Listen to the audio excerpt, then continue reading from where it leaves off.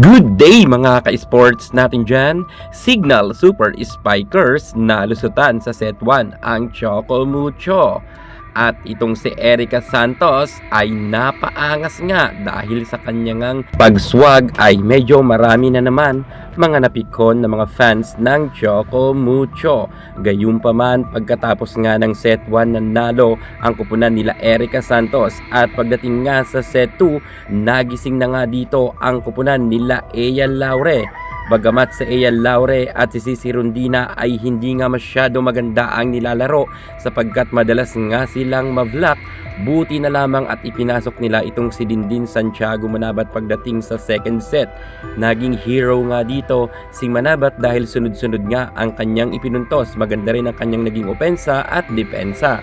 Actually, nakakasabay naman dito ang Signal Super Spikers pero mas ginandahan nga ni Boss D ang kanyang mga set sa kanyang mga middle blocker, middle attacker at sinabayan nga nila ang Signal Super Spikers dahil kanina ang mga set nga ni Giselle C ay panay nga kay Erica Santos at sa middle blocker nila.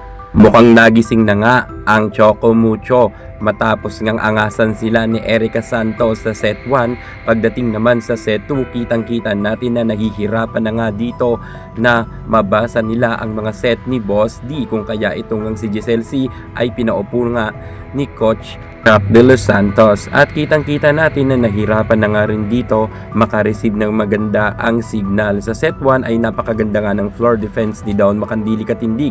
Ngunit pagdating nga sa set 2 sa duluhan na laban ay medyo nagkaroon nga ng diskusyon matapos nga kasi na manet touch nga Choco Mucho, ngunit ito ay ibinigay sa Choco Mucho dahil nauna raw itong si Giselle C.